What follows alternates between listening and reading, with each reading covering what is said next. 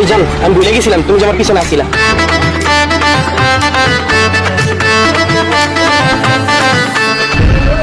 দোস্ত তুই যা, আমি আসতেছি।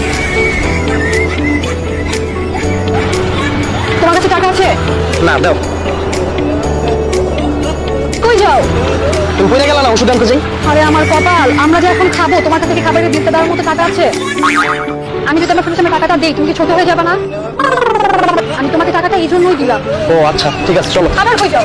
বাইকটা পার্ক করি। তুমি যাও, আমি ভিতরে যাচ্ছি। ঠিক আছে যাও।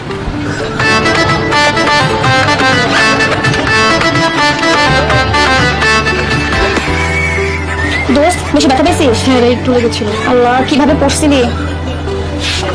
এখানের বিল দেওয়ার লেগা তুমি যে টাকাগুলো আমার দিছিলে এর ভিতরে 500 টাকার নোট ছিল কি লেগা? আমি যদি খাইতে হইতাম বিল দিতাম কইতে। আমি তো কইলাম আমার কাছে কোনো টাকা নেই। আপু আপনার কাছে কোনো টাকা আছে 500 টাকার নোট? না ভাইয়া। তো চলো বলে তুই কালাম কি নাও। আচ্ছা দিই আমার কাছে কিছু ভাঙতি টাকা আছে।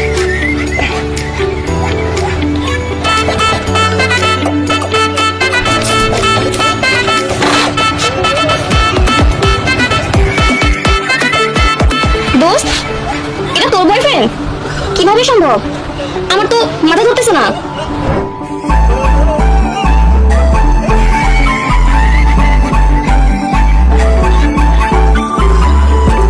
গাড়ি কাগজ ঠিক আছে?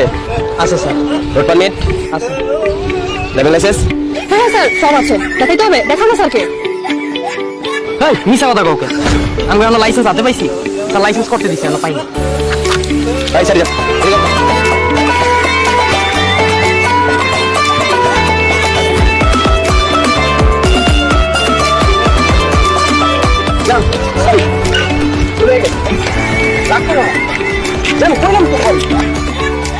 একটা মানুষের মাথায় কতখানি কমন সেন্সের অভাব থাকলে তোমার মতো এই কাজগুলো করতে পারে?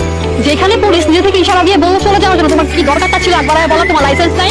আমি সত্যিই খেয়াল করিনি যে পুলিশ ইশারা করছিল যাওয়ার জন্য, নাইলে সত্যিই বলতাম না। আচ্ছা আমার মাফ করে দাও, সরি।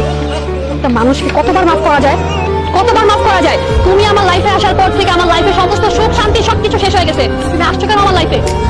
আমি যখন একা ছিলাম আমি তখনই ভালো ছিলাম। তোমাকে নিয়ে আমি প্রত্যেকটা মুহূর্তে আতঙ্কে থাকি, প্রত্যেকটা মুহূর্ত। তোমার মধ্যে একটা না দুটো না হাজারটা প্রবলেম আছে। তোমাকে আমি আমার ফ্যামিলির কাছে যে নিয়ে যাবো, কনভেন্সটা কিভাবে করবো বলো আমাকে? যেখানে আমি নিজেই তোমার কনভেন্স না। আমি তোমাকে আমার কোনো ফ্রেন্ডের সামনে নিতে পারি না। কেমনে নিবো? কারণ তুমি কখন কি একাম করে বসে এই চিন্তায়। দেখো আমার পক্ষে আর রিলেশনটা কন্টিনিউ করা একদমই সম্ভব হচ্ছে না। আমি তোমার থেকে ব্রেকআপ চাই। শোনো